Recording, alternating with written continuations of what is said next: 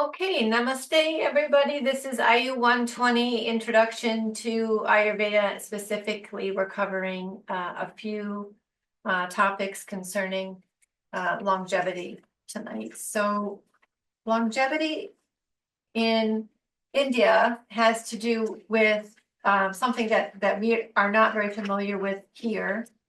We call this anti-aging in the United States, which is not exactly how they feel about it. So in the United States, as you know, we have this whole industry starting for anti-aging with the premise that you can stop or reverse the natural progression of cellular damage, which results in the human aging.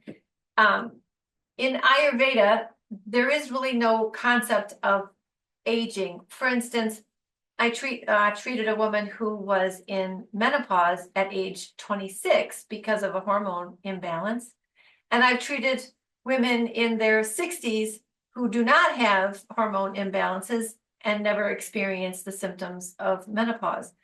So when we dial everything down to the causes of this thing that is referred to as menopause in the West, we discover lifestyle imbalances.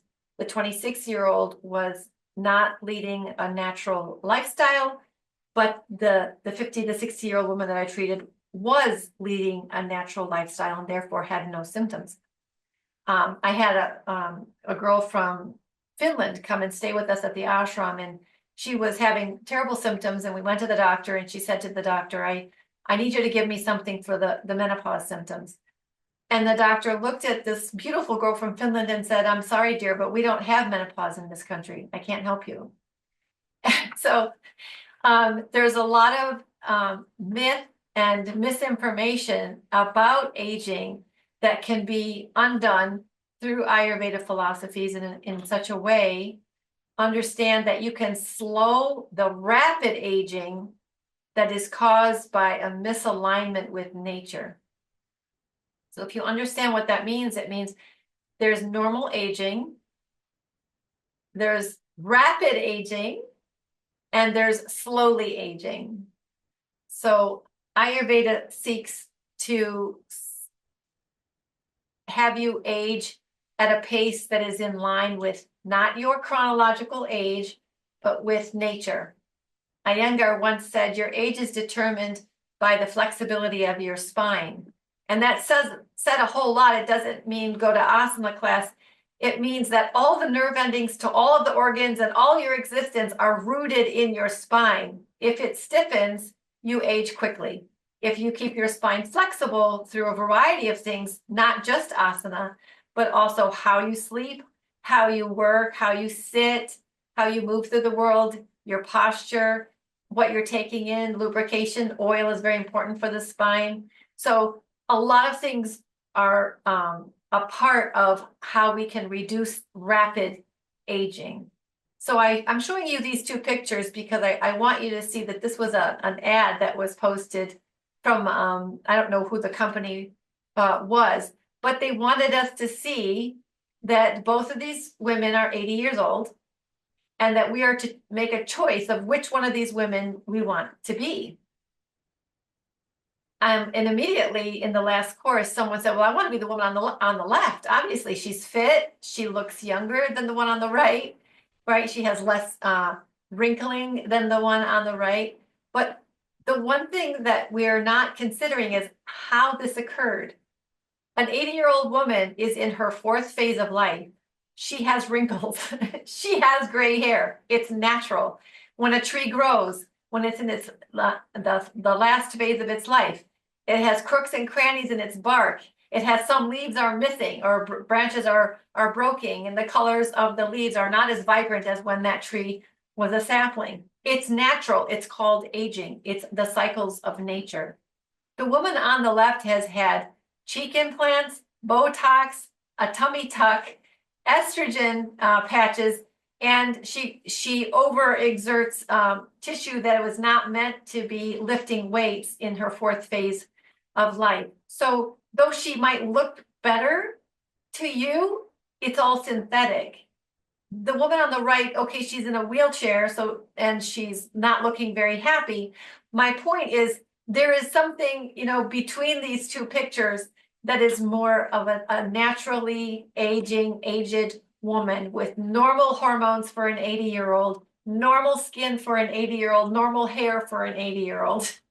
And that's what we're trying to explain is the ageism and the expectation that, for instance, a 75-year-old man should have the same sex life that he had when he was 35 is ridiculous.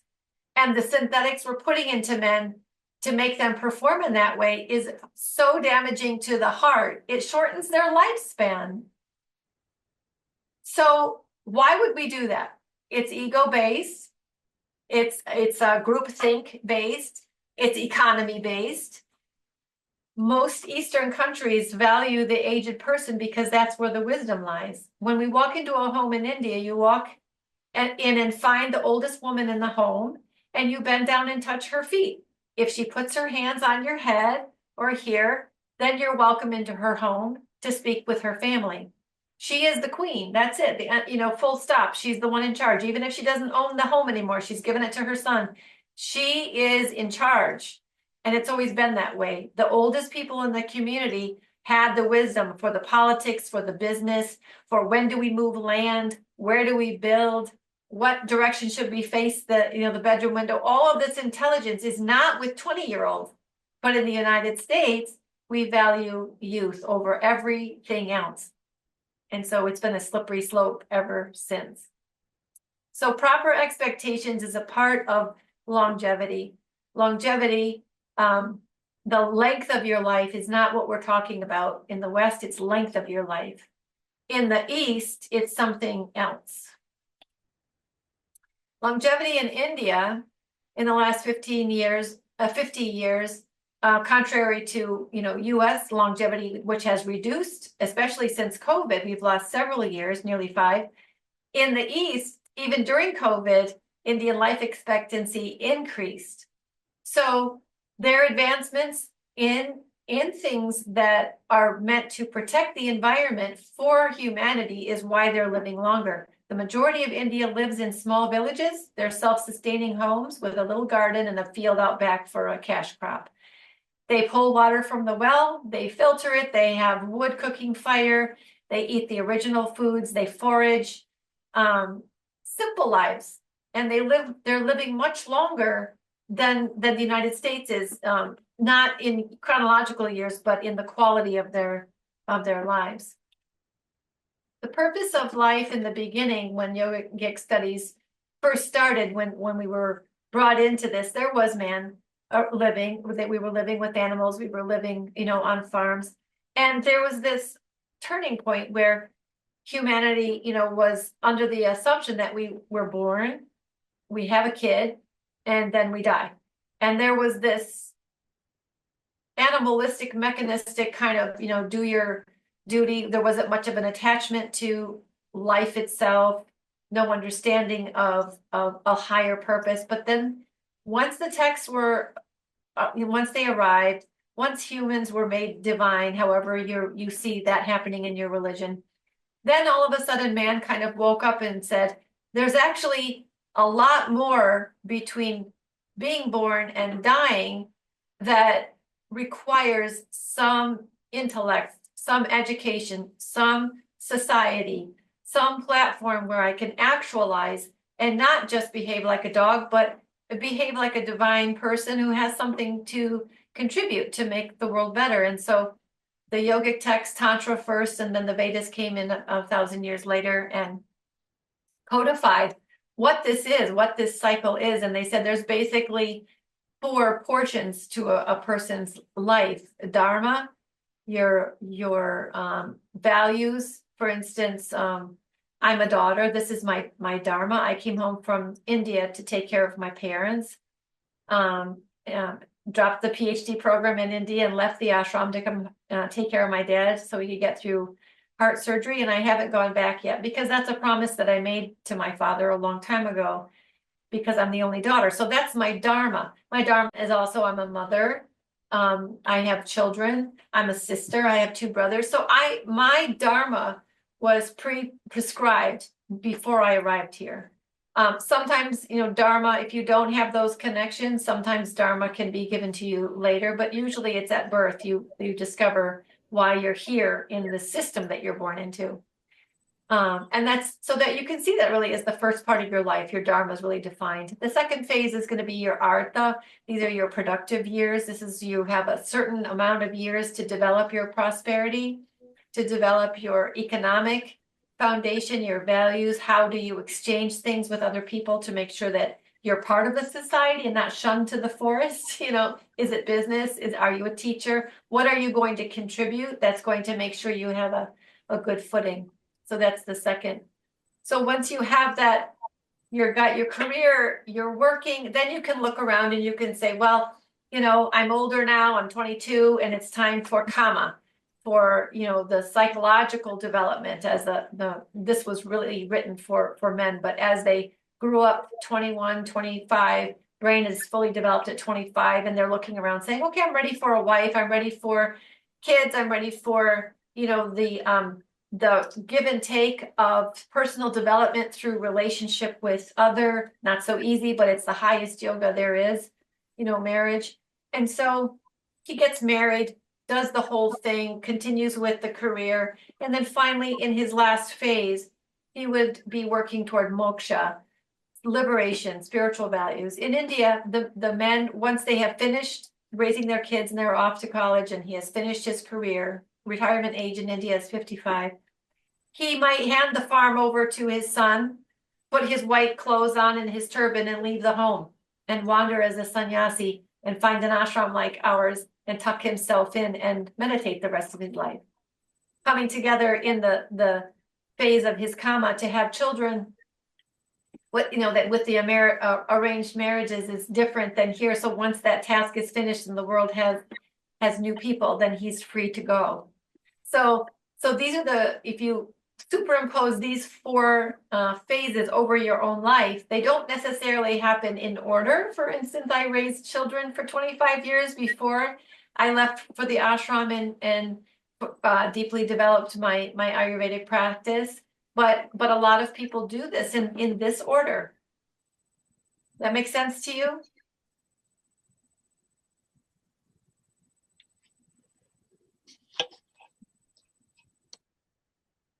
So the concept in there, those four phases, keep them kind of in your mind. The concept of longevity as you move through those four phases is such that a person of this culture or this understanding of Ayurveda would be moving through each of the four phases with the understanding that they can't exhaust themselves. They can't burn out their body. They can't burn off their bridges. They can't destroy their relationships in order to build an empire. They have to remain balanced and steady so that they move steadily through each of the four phases, protecting and actualizing their dharma. Do your duty, right? Do your job with excellence. Do your family with excellence. And with those three phases done, then you can achieve moksha with excellence. So it's not uncommon for an Indian person to retire at 55 and go to university to become a PhD and then turn around and start teaching the younger people. This is normal there. Whereas in the United States, a lot of teachers are in their 30s, having gone, bachelor, master's, PhD, having never been exposed to the real world. So the longevity perspectives deals with preserving the youthfulness of the body irrespective of its age and restricting progression towards senescence. Senescence means the condition of deterioration at a cellular level. Loss of the cell's power of division and growth. We do stop growing over time. It was once believed before the early mid-80s that the brain began to deteriorate the minute we were born. And the truth of it is, the brain is growing in its cellular structure, cellular division, and elasticity right up into the moment of death. We didn't know that 80 and 90-year-old humans were creating new brain cells all the time, with the exception of those 80 and 90-year-olds who were not being challenged or learning new things. So part of remaining very young in the body, it starts in the brain with keeping the brain youthful. And the best way to do that is to use your intellect, mental strengths to prevent diseases. And that means learning new things, hard things, like a new language, a new musical instrument. Those are the two top ones. Learning anything difficult, but in the later years, is going to keep the mind elastic, and with elasticity comes cellular division. Aging, or the wearing out of systems, tissues, and organs does increase pace at approximately age 50, but not always. Diagnosing inappropriate age progression includes skin changes like wrinkles, age spots, dryness, loss of tone, hyperpigmentation around the chest, and sagging. So we had a gentleman come in who is 80 years old and still working as a full-time handyman and roofer. So he's on roofs, he's in basements carrying out water heaters, and of course he throws his back out, and it's a quick deterioration into a state of constant pain and can't do his job. So when he comes in, we explained rapid aging. It's a real thing, and it can be reversed, but it requires a drastic lifestyle change. So he said, well, I'm not going to quit my job. And we explained to him that an 80-year-old man in the fourth phase of life is not a roofer. They're not carrying out 300-pound water heaters from basements. It's just something that he had always done, and it's a point of ego. He doesn't want to sit down on the couch because he's going to die. He doesn't want to get old, so he's going to keep his, his job. And we explained to him that eventually the job would kill him because of the damage he's causing, not just to the tissues of his spine and organs, but at a cellular level. The stress that he's putting on his body is burning up his digestive organs, and eventually it'll be, the heart will blow out. So once he heard this, he had a choice to either change his lifestyle drastically and start behaving more like an 80-year-old man, more, I'm not saying sedate, I'm just saying, read a book, go to a movie, play some cards, go swimming, go for a walk, meditate, do fun things, pet the dog, get to know your neighbors, those kinds of things. That there are activities for each of the four phases of life, and if you don't adhere to them, if you ignore nature and work against nature, you're going to age very rapidly. His decision finally was to say no, that he was going to keep his lifestyle where it was, knowing that it would destroy him eventually. And that's a decision that people make if they're not willing to make changes in their lifestyle and they're willing to accept the consequences. That's an adult decision. And so, laws of allowance is on the other side of laws of attraction. Just let them be.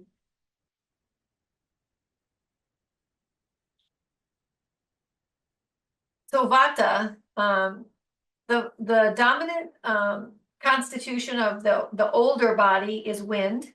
As we age, we lose muscle mass and become more empty. There's the joke about, grandma farts a lot, she's full of gas all the time. Well, that's true, because she's losing a lot of muscle mass and the emptiness is happening, and that's for a reason. We can say it's funny and it's uncomfortable to have sagging skin and lacking muscle mass, but we become emptier in our fourth phase for a reason, because it's the fourth phase, female and male, who are the oracles of our society. They're the seers, the meditators. They're the people that you go to the top of the mountain to ask questions. What should I do? I'm 26. I don't have a wife. What should I do? You go to the old people to ask those questions, not to the 40-year-olds or the 50-year-olds who are hot on their career. You go to the empty old ladies who are living in a cave on the mountain because they're empty. So empty people have the opportunity of receiving more information from the cosmos because they're empty. So their place of download, cosmic energy, cosmic information is higher in the fourth phase than it is in the lower. So it was designed that way. I don't know if anybody asked themselves this question, but why is the design of human beings to be empty in the fourth phase and to be completely full and packed solid in the first phase? It's a design that is there to help society be successful for a long time. It was the grandmother who took care of her grandbaby so that her daughter could go out to the farms and fields and gather medicine while grandma's home with the baby. It was grandma that made our society survive. The compassion and the caring that she provided the grandchild, because now that the grandchild can stay home with grandma in a warm fire in a warm house, there's no danger from wolves, there's no weather, and the child's mortality rates reduced. And grandma's usefulness increased, so she lived longer. So society is here today because of the empty old bag with gas. I mean, that's who we have to thank. Thanking grandma for everything we have today in our communities. We have the grandmothers to thank. But because she's empty, degenerative, debilitating diseases like osteoporosis, osteoarthritis, Alzheimer's disease, dementia, stroke are higher in an older population because they are empty and because there's still material in their body. Sometimes material masses move through channels, block, or get stuck, and it causes a backup. Contemporary medicine doesn't know how to prevent or retard the progress of aging, other than to stop the abuse that we take, which causes the aging. And that's another course. The damage we cause ourselves through our lifestyle choices, plus pollution, radiation, and many other things, stress, anxiety, mostly are the big agers. Those are things that we do to ourselves, but not for ourselves, right?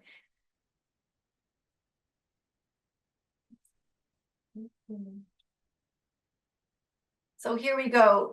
So all that, all you want to know is, how do I stop aging so fast, right? So meditate. That's the first line of defense against rapid aging is meditation. So it's a whole branch of Ayurveda. Longevity is one entire branch of Ayurveda with many, many hundreds of years of research to develop it since before the 1st century. And that branch of Ayurveda prescribes to each of the 3 types of bodies a specific lifestyle, as well as specific herbs or tonics, liquids, particular meditations, different type of yoga. The 80-year-old is not jumping around like a fish on his mat wearing Lululemon. Their meditation looks more like, their yoga looks more like meditation and stretching. And how they behave personally and in social situations is a large conversation about how to reduce the speed of aging. The reason, and it comes down to, why would you want to stop the aging process? Why do you want to do that? I have a death doula client right now who says he wants to speed up the aging process so he can die sooner. And when I said to him, so you finished your work, you're ready to go, and he said, I never had any work. So in Ayurveda, that would be the reason why he's not dying, why he's lingering in pain, is because he did not find his work, and so he could not finish his work.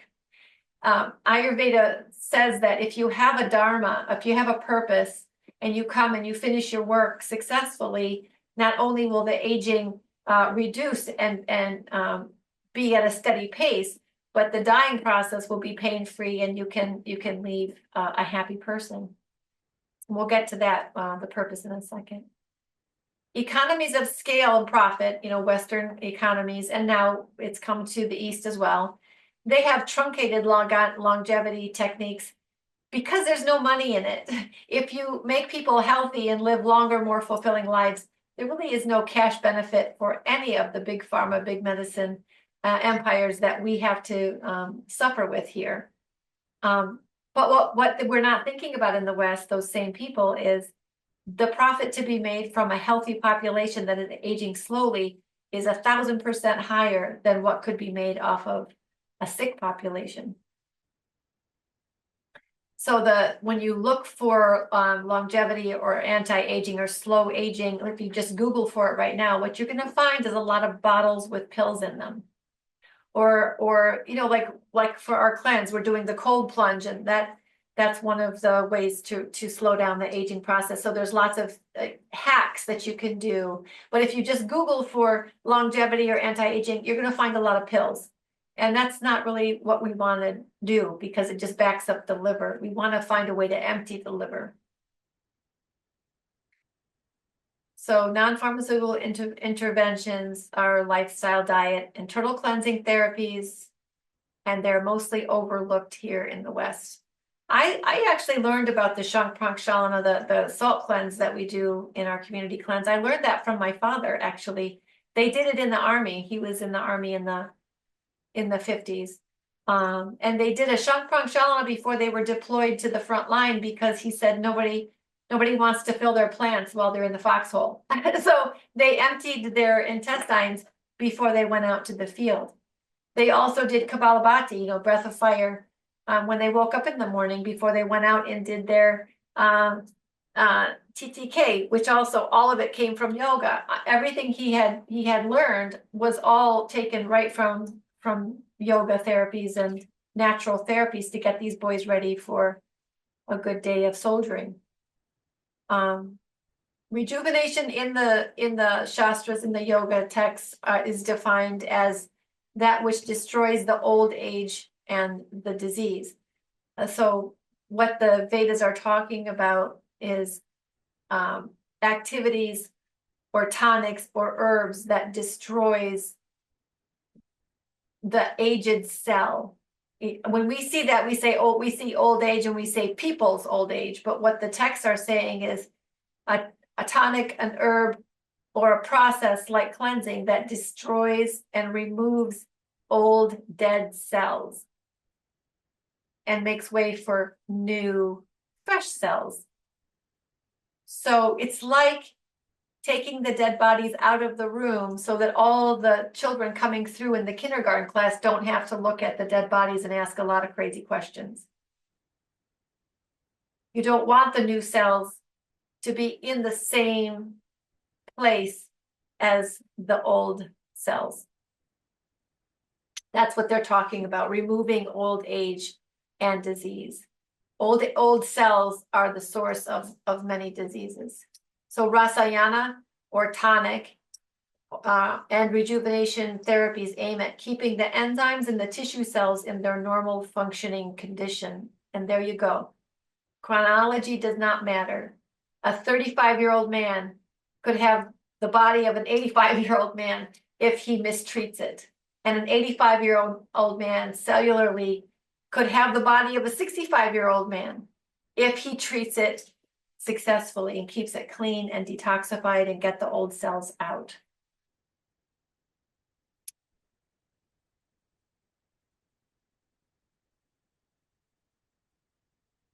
So that's the primary goal of anti-aging in the United States, as far as most families are concerned, and the purpose of longevity in the East is the same. It matches. Remain healthy as long as possible to have a good quality of life. Require less curative interventions or nursing care at the end. Nursing care and curative interventions from families destroys communities. It is very taxing, it is very expensive, and it has created an entire industry that does not need to exist at all.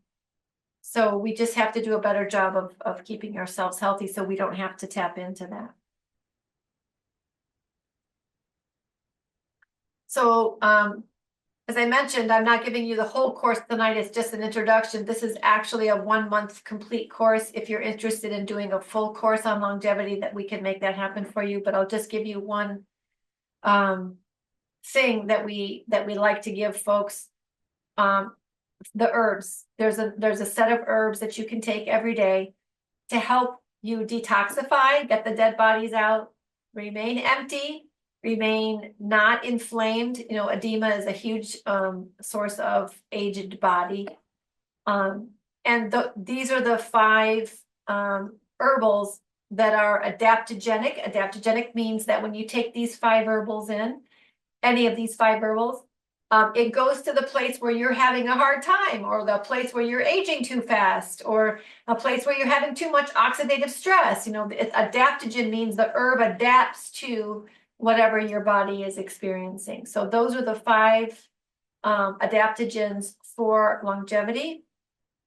We have in our apothecary, we have our Perles 120, which is a combination of these plus several other things designed to slow down the body's aging process at a cellular level. So if you want to get a sample of that, we can get that to you. Most herbs have natural anti-inflammatory, antioxidant, and antimicrobial properties that help reduce the burden on your immune system. Your immune system exists to run around your body looking for parasites, bacteria, and virus. That's why it exists. We have had those 3 things since the beginning of time. There have been parasites on the earth since the beginning of time, and they're fine if they're in their home. But as man expanded and started, being a nomad and walking through the swamps or building homes in the middle of a place that they shouldn't be building homes. Now we're in their territory, and now we've got them inside of our body. So adding herbs of any kind is going to help you to reduce the load on your immune system so that your T cells can do what they're supposed to do. They're even cancer. All cancer is caused by 5 viruses. And your immune system knows what these 5 viruses are because you've had all 5 of them, and it just goes around your body looking for that virus. So if you stay healthy, you can stay disease free.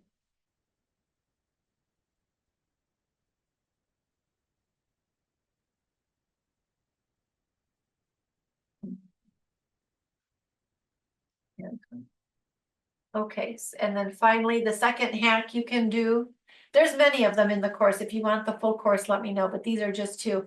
This is the Shat Kriya, the 6 cleansing practices that when done daily or definitely weekly or monthly, it greatly increases, again, keeping all the channels of the senses and the body empty, which means they'll function appropriately.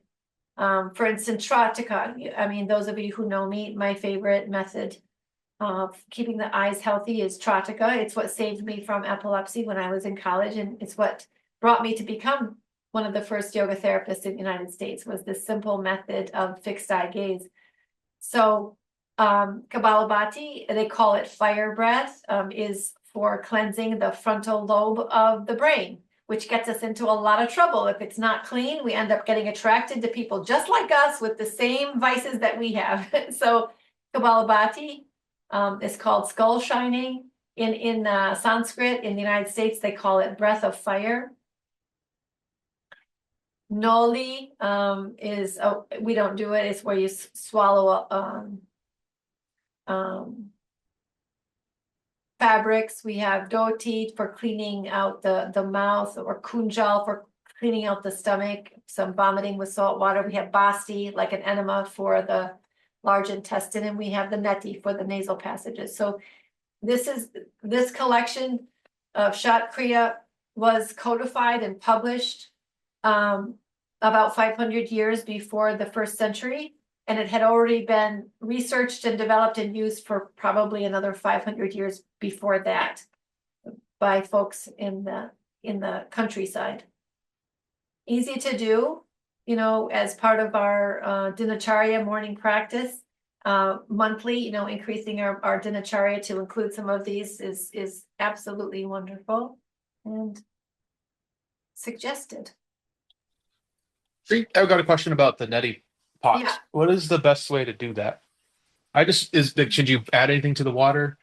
Yeah, the Celtic sea salt is fine. They make a neti pot salt packets if you want to do that from Walgreens or whatever, but Celtic sea salt is just fine.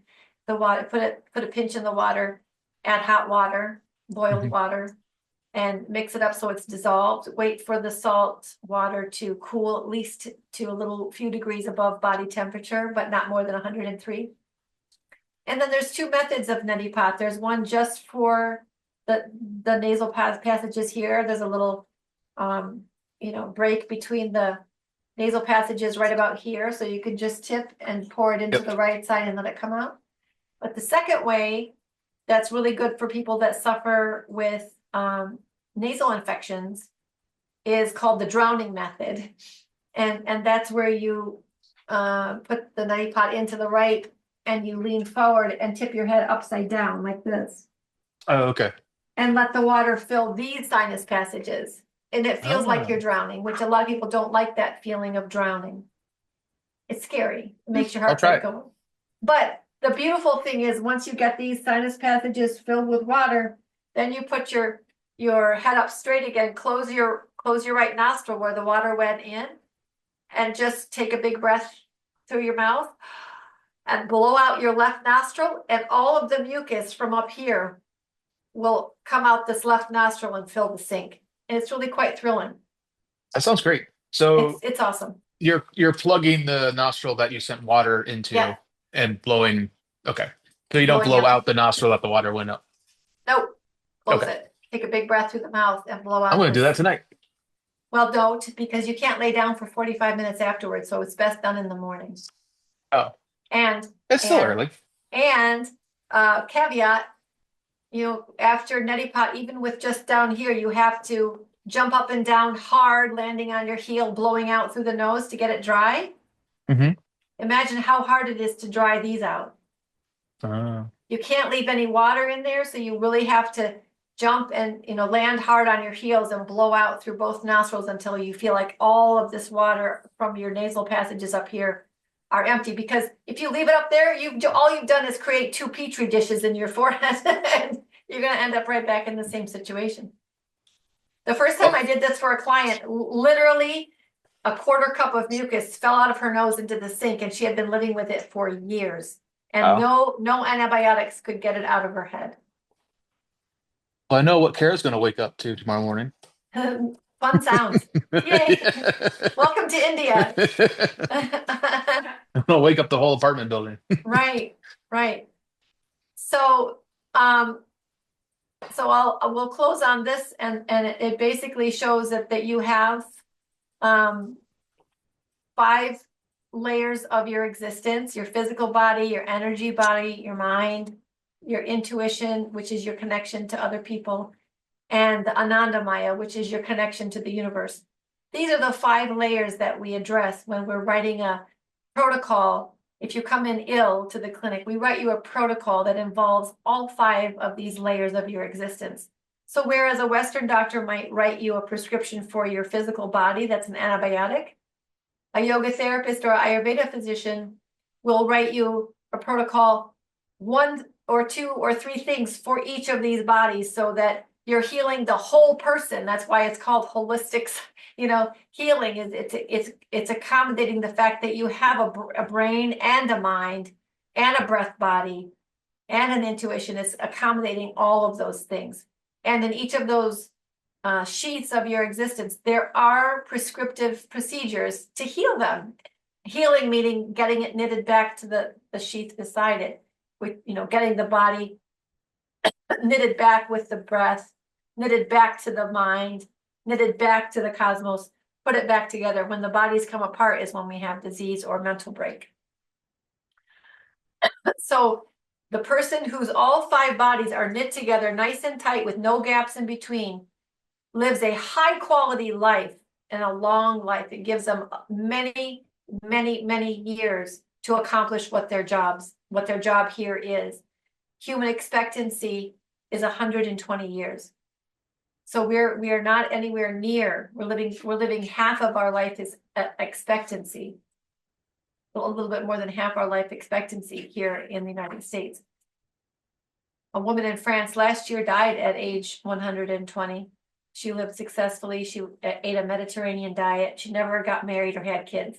So that's part of it.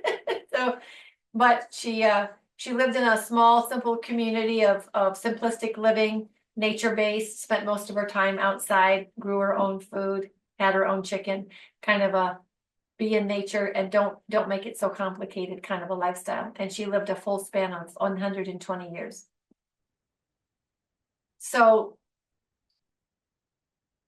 So these are the concepts that we would be covering in a longer course. If anybody's interested in having a full month course in longevity, please do write to me and we'll get that put together for you. Usually we meet on Wednesday evenings from 6 to 8 Eastern Standard. And it's a good class. You'll take away a lot of practical things that you can do right in your home, including something for each of these 5 bodies of your existence. So, Ram Ram, long life to all of you. I hope you took away some good, interesting facts. And stay in touch. Talk with you soon.